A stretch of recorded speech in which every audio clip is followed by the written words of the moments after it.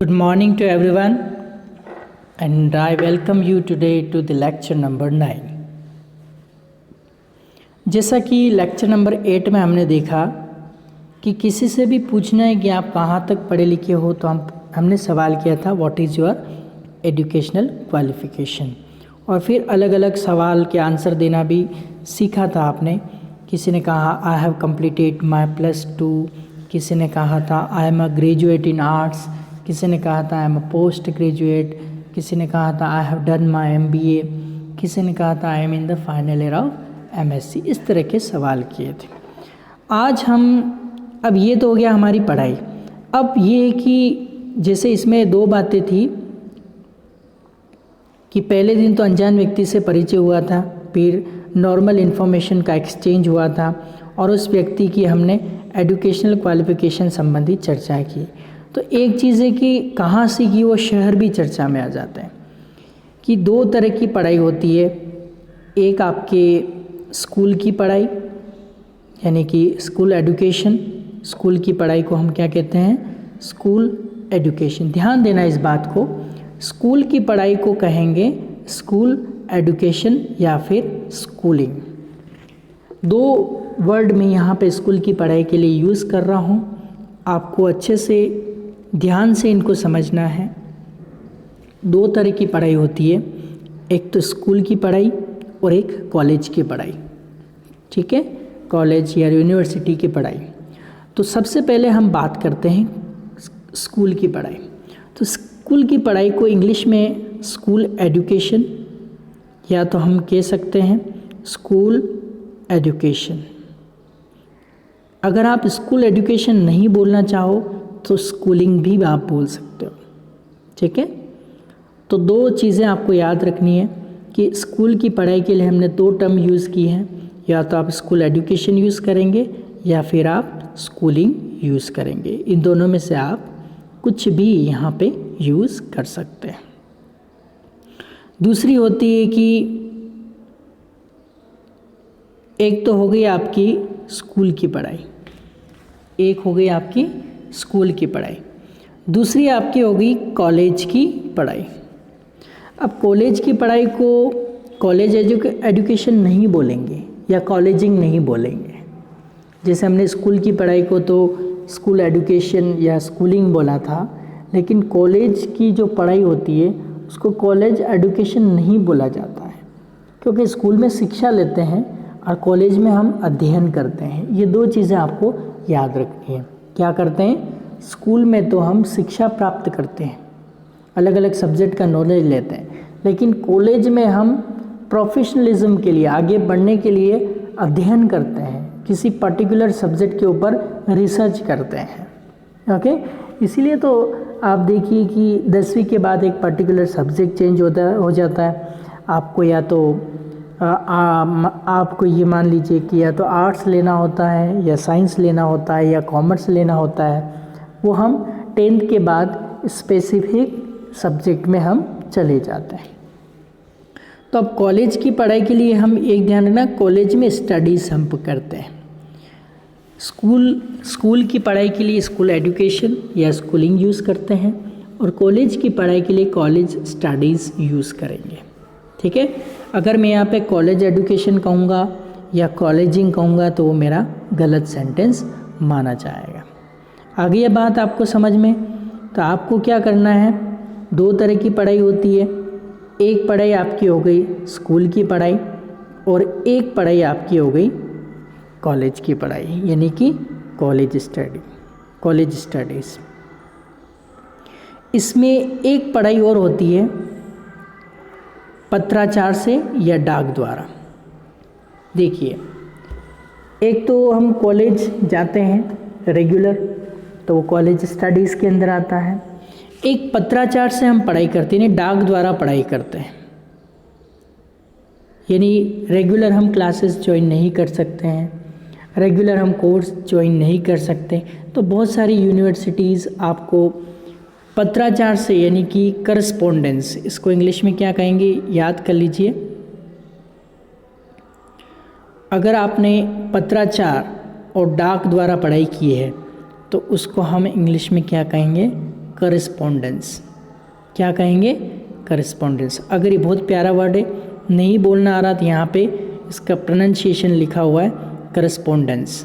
क्या पढ़ेंगे इसको? करस्पॉन्डेंस। करस्पॉन्डेंस का मतलब क्या हो गया? डाक द्वारा या पत्राचार से हम कोई भी पढ़ाई करते हैं तो हम उसको करस्पॉन्डेंस कहते हैं। यानी कि रेगुलर क्लासेस हम ज्वाइन नहीं कर सकते, केवल एग्ज़ाम दे के हम प्रोफेशनल डिग्री को हासिल कर लेते हैं, तो उसे करस्पॉन्डेंस कहा जाता है। यानी कि डाक या पत्राचार से पढ़ाई कहा जाता है। तो मैंने यहाँ पे 3 टर्म यूज़ की है।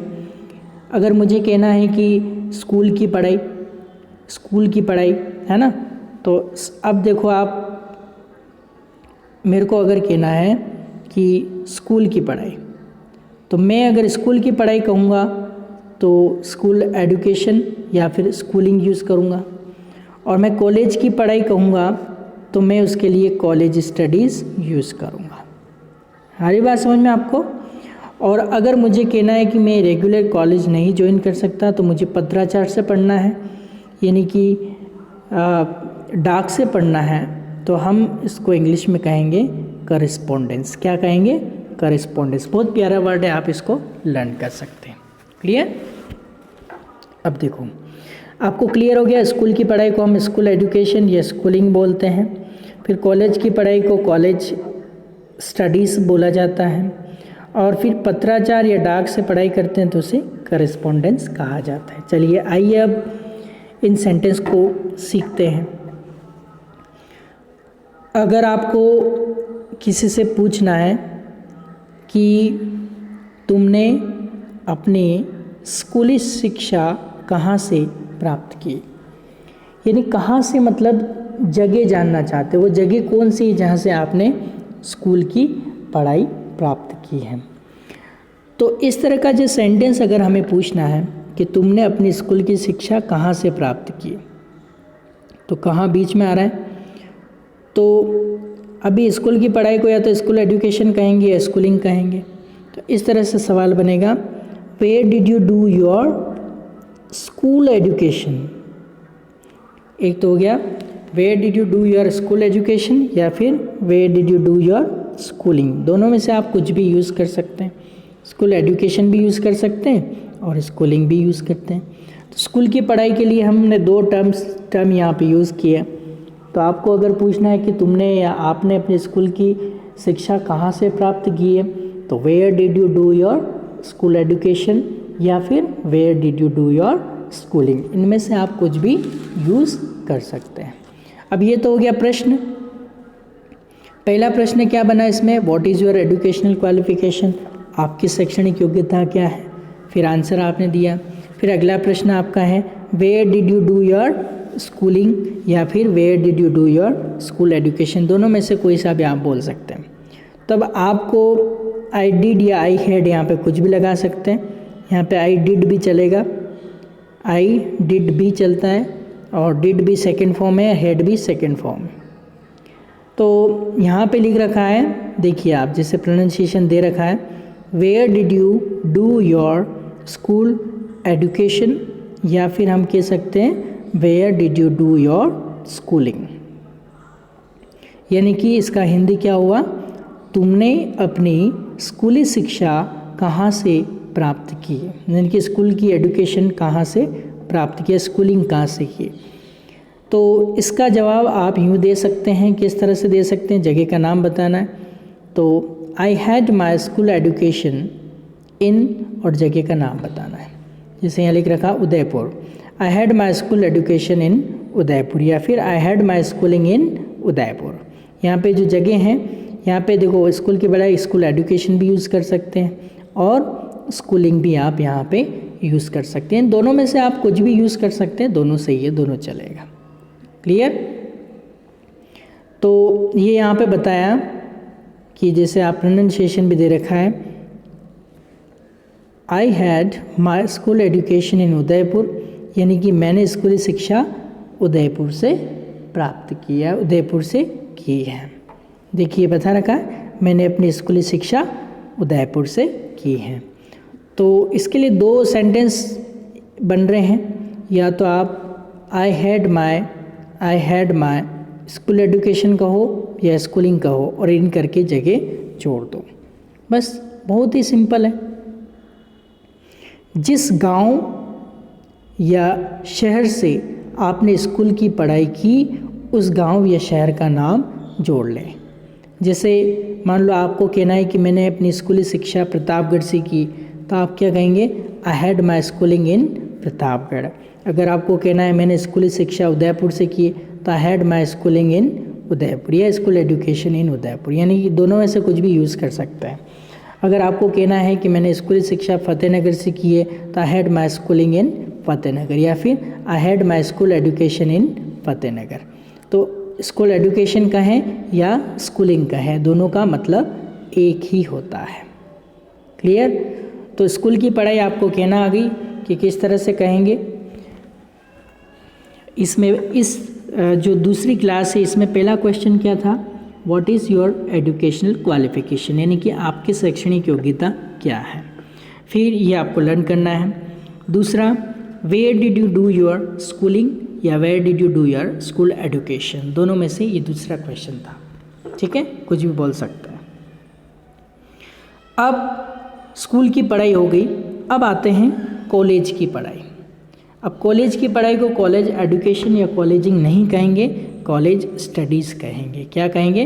क्योंकि स्कूल में हम एजुकेशन लेते हैं जबकि कॉलेज में हम स्टडीज़ करते हैं। ये चीज़ आपको ध्यान रखनी है। ये बहुत छोटी सी चीज़ है, ये नहीं रखोगे तो आपका कॉन्फिडेंस नहीं आएगा। क्लियर? तो इसको आपको ध्यान रखना बहुत ज़रूरी, क्योंकि हम स्कूल में एजुकेशन लेते हैं, स्कूलिंग करते हैं, और कॉलेज में हम स्टडीज़ करते हैं। अगर मैं कॉलेज एजुकेशन या कॉलेजिंग कहूँगा तो 100% गलत हो जाएगा। क्लियर? तो अब कॉलेज की पढ़ाई कहाँ से की आपने, कॉलेज की पढ़ाई कहाँ की आपने, पूछने के लिए यूँ कहिए। किस तरह से आपको कहना है, देखो ये पूरा सेंटेंस वैसा का वैसा ही है। Where did you do your, where did you do your, यहाँ तक ऐसा ही है। देखो आप, where did you do your. अब केवल आपको स्कूल एजुकेशन या स्कूलिंग था, वहाँ पे कॉलेज स्टडीज़ कर लेना है। बहुत ही सिंपल है। जो सेम रिपीटेशन और where did you do your, where did you do your, where did you do your, यानी सवाल वही है, केवल स्कूल के लिए स्कूलिंग और कॉलेज स्टडी कॉलेज के लिए आ जाएगा। तो आपको पूछना है कि आपने कॉलेज की पढ़ाई कहाँ, इन सेंटेंसेस को आपको गोल के पीछे जाना चाहिए। रात को 12 बजे 1 बजे भी आपको कोई उठा के पूछे आपने स्कूली शिक्षा कहाँ से प्राप्त की, तो आपके माइंड में तुरंत आना चाहिए where did you do your schooling. आपने कॉलेज की पढ़ाई कहाँ से की, where did you do your college studies, where did you do your college studies. इस तरह से आपको पूछना है। तो आपको पूछना है कि कॉलेज की पढ़ाई कहाँ से की आपने, पूछने के लिए कैसे कहेंगे, where did you do your college studies. ठीक है, यानी कि देखो आप, प्रोनाउंसिएशन भी यहाँ पे लिखा हुआ है, कोई टेंशन वाली बात ही नहीं है। Where did you do your college studies, यानी कि आपने कॉलेज की पढ़ाई कहाँ से की है, या तुमने अपनी कॉलेज की पढ़ाई कहाँ से की है। तो आंसर कैसे, आंसर भी वैसे ही देना है, या तो आप आई हैड कहो या आई डिड कहो, बात एक ही है। और माई, आई did my, I had my, दोनों चलेगा। अब यहाँ पे स्कूल का था इसलिए स्कूल एजुकेशन या फिर स्कूलिंग यूज़ किया था। हम कॉलेज की बात कर रहे हैं तो कॉलेज स्टडीज़ यूज़ करेंगे, और इन करके जगह वैसे की वैसे लिखनी है, कोई चेंजेस नहीं करना है, बहुत ही सिंपल है। ठीक है, तो आपको क्या करना है, where did you do your college study, तो I did my college studies in Jaipur, I did my college studies in Udaipur, I did my college studies in Pratapgarh, I did my college studies in Chittor, I did my college studies in Fatehnagar, I did my college studies in, जो भी आप जगह बोलना चाहे वो आप बोल सकते हैं। क्लियर? तो इस तरह से आपको ये कॉलेज के बारे में बताना है। तो दो चीज़ें आपको याद रखनी है, स्कूल की पढ़ाई और कॉलेज की पढ़ाई। स्कूल की पढ़ाई के लिए आप स्कूल एजुकेशन यूज़ करेंगे या फिर आप स्कूलिंग यूज़ करेंगे, और कॉलेज की पढ़ाई के लिए आप कॉलेज स्टडीज़ यूज़ करेंगे। ठीक है, बहुत ही सिंपल है। तो अभी तक आपको कितने क्वेश्चन लर्न करने इस दूसरे नंबर की क्लास में?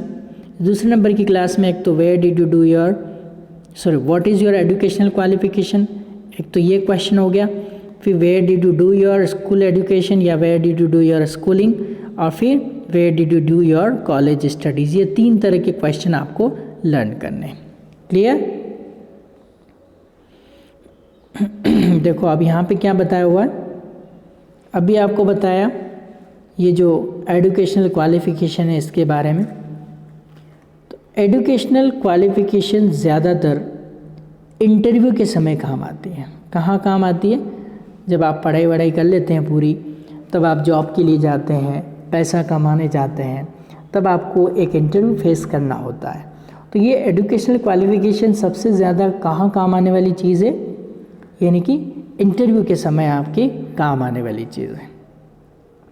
या फिर जब हम पहली बार किसी से मिलते हैं तो बातचीत का दौर यानी कि राउंड प्रारंभ यानी कि स्टार्ट करने के लिए इसका प्रयोग यानी कि यूज़ किया जाता है।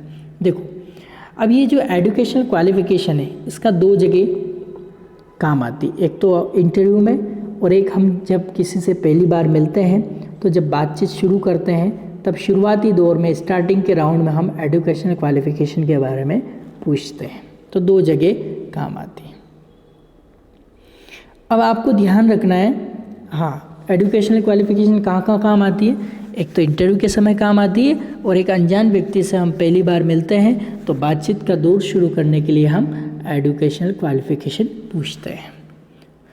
तो अगली लाइन जो है इसमें आप देखिए, अपनी क्वालिफ़िकेशन बताते समय अगर आप पोस्ट ग्रेजुएट क्या हो गया, स्नातकोत्तर यानी कि MA MCom MSc है तो पहले PG डिग्री बताएं, यानी कि पहले वो बतानी, पहले आपको स्नातकोत्तर डिग्री बतानी। जैसे I am a post graduate in commerce, पहले ये बताना है, ऊपर से नीचे आना, नीचे से ऊपर नहीं जाना। I am a post graduate in commerce, या फिर अगर आपने साइंस के स्टूडेंट है और आपने MSc कर रखी था आप कहेंगे I am a post graduate in science. अगर आप आर्ट्स के स्टूडेंट हैं और आपने MA कर रखी था आप कहेंगे I am a post graduate in arts. Clear? तो पहले आपको क्या करना है, जब भी आप अपनी क्वालिफ़िकेशन बताते समय अगर आप पोस्ट ग्रेजुएट हैं तो पहले स्नातकोत्तर यानी कि PG यानी पोस्ट ग्रेजुएट की डिग्री बताएं, यानी कि स्नातकोत्तर की डिग्री बताएं, और फिर ग्रेजुएशन यानी कि फिर आप BA BCom BSc यानी कि स्नातक, या फिर अगर आपने कोई PGDCA कंप्यूटर का, PGDCA का मतलब क्या होता है, post graduate diploma in certificate in information and post graduate यानी कि एक जैसे डिप्लोमा हो गया आपका PGDCA, post graduate diploma in computer application, जिसे हम कहते हैं PGDCA। अगर आपने और कोई डिप्लोमा कर रखा है जैसे RACIT क्या होता है, Rajasthan state certificate in information and technology, तो ये RACIT हो गया। PGDCA post graduate diploma in computer application. तो इस तरह से कोई भी अगर आपने डिप्लोमा कर रखा है जो डिग्री नहीं है, डिग्री जैसे 2 साल 3 साल की डिग्री होती है और डिप्लोमा शॉर्ट अवधि का होता है, जैसे मान लो आप 1 साल का होता है, 6 महीने का होता है, 3 महीने का कोई कोर्स होता है, तो वो डिप्लोमा के अंदर आता है। तो यानी कि डिप्लोमा यानी कि शैक्षिक प्रमाण पत्र का जिक्र करें, यानी कि आपको ऊपर से नीचे आना है, ना कि नीचे से ऊपर जाना है। पहले आपने जैसे मान लो आप साइंस के स्टूडेंट हैं तो पहले आपको MSc बताना है, फिर BSc के बारे में, फिर कोई डिप्लोमा कर रखा उसके बारे में, स्कूलिंग के इस तरह से।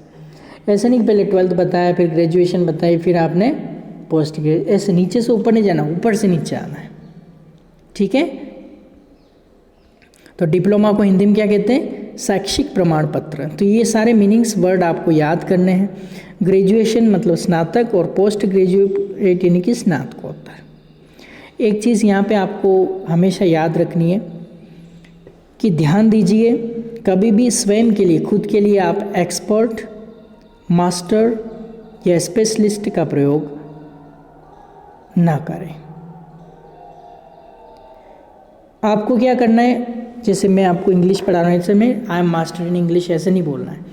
अपनी तारीफ़ आपको खुद नहीं करनी है। अच्छा होगा कि कोई दूसरा आपकी तारीफ़ करे तो अच्छा लगेगा। आप ऐसा काम कीजिए कि दूसरे आपकी तारीफ़ करें। समझ में आया ना? तो कभी भी अपने खुद के लिए आप एक्सपर्ट का यूज़ मत कीजिए, मास्टर का यूज़ मत कीजिए, स्पेशलिस्ट का यूज़ खुद के लिए नहीं करना है। ठीक है। और एक और है इसमें कि अगर आपने कॉलेज की पढ़ाई पत्राचार या डाक द्वारा की है तो कैसे कहना है, इसको ऐसे कहना है, आई डिड माई ग्रेजुएशन थ्रू यानी से, आई did my graduation through correspondence course, कैसे कहेंगे, आई did my graduation through correspondence course, correspondence course यानी कि स्नातकोत्तर। पहले बताया आपको कि पत्राचार या डाक से करते हैं, तो I did my graduation through correspondence course, इस तरह से आपको बोलना है। क्लियर। यहाँ बोला था आपने आई डिड माई कॉलेज स्टडीज़, है ना, इस तरह से आई did my graduation through correspondence course, यानी कि मैंने अपनी पढ़ाई, क्या देखो इसकी हिंदी, अगर आपने कॉलेज की पढ़ाई पत्राचार या डाक से की है तो आपको कैसे बोलना है, ये बहुत ही प्यारा वर्ड स्टार्टिंग में आपको समझा दिया है। आई did my graduation through correspondence course, यानी कि देखिए इसका pronunciation, I did my graduation through correspondence course. ये कहावत मैं पहले भी गेट लेवल में आपको बता चुका हूँ कि दोस्तों अंग्रेज़ी में एक इस तरह से आपको पहले तो क्या करना है कि या 3 चीज़ें आपको इसमें याद रखनी है। एक तो आपने स्कूल की पढ़ाई की है तो इसके लिए 2 ऑप्शन है, या तो आप स्कूल एजुकेशन यूज़ करें या स्कूलिंग यूज़ करें। कॉलेज की पढ़ाई के लिए आप कॉलेज स्टडीज़ यूज़ करें, और पत्राचार और डाक से अगर आपने कोई पढ़ाई की है तो उसके लिए आप करस्पॉन्डेंस यूज़ कीजिए। ओके, तो यही था आज की क्लास में। इसमें एक बहुत ही अच्छी कहावत है, आप लर्न कर लीजिए। देखो क्या है दोस्तों, अंग्रेज़ी में एक बड़ी प्रसिद्ध कहावत है। कहावत मतलब प्रोवर्ब। देखो ये वर्ड आपने सुना, वर्ब मतलब क्रिया और प्रोवर्ब मतलब कहावत। तो अंग्रेज़ी में एक बहुत प्रसिद्ध कहावत है, वो क्या है देखिए, आई हियर आई फॉरगॉट, यानी कि मैंने सुना और मैं भूल गया। ये टेंस की चिंता मत कीजिए, यहाँ पे टेंस नहीं चलते हैं कहावतों के अंदर। मैंने सुना तो आई फॉर हियर्ड होना चाहिए, लेकिन यहाँ हियर इट, तो कहावतों में एज इट इज़ टेंस का कोई इग्नोर किया जाता है। ठीक है, हाँ, तो कैसे, अगर कोई भी चीज़ आप सुनेंगे तो क्या होगा, आप भूल जाएंगे। तो आई हियर आई फॉरगॉट। फिर अगला क्या है, मैंने देखा मुझे याद रहा, यानी कि आई सी आई रिमेंबर। अगर कोई भी चीज़ आप थोड़ी बहुत देखेंगे तो आपको याद रहेगा। जैसे आप ये लेसन अभी इस मोबाइल के अंदर देख रहे हैं तो थोड़ा बहुत आपको याद रहेगा। फिर अगला क्या है, तीसरा, मैंने किया और मैं समझ गया। इसका मतलब क्या हुआ, आई डू एंड आई अंडरस्टैंड, यानी कोई भी चीज़ आप अगर खुद करोगे तो आपको समझ में आ जाएगा। आई ना बात समझ में। तो कहने का मतलब क्या है कि मैंने सुना मैं भूल गया, मैंने देखा मुझे याद रहा, मैंने किया और मैं समझ गया। यानी कि I see I hear I forgot I remember, I see I hear I forgot I see I remember I do and I understand. इस तरह से आपको लर्न कर लेना। कैसे लर्न करेंगे, फ्लुएंटली इसको बोलना है। पहले इसको इंग्लिश लर्न करेंगे, I hear I forgot I see I remember I do and I understand. मैंने सुना मैं भूल गया, मैंने देखा मुझे याद रहा, मैंने किया और मैं समझ गया। I hear I forgot I see I remember I do and I understand. मैंने सुना मैं भूल गया, मैंने देखा मुझे याद रहा, मैंने किया और मैं समझ गया। तो इस तरह से इसको लर्न करना है। तो आज के लेक्चर में हम इतना ही। Till then all the best, goodbye, God bless you.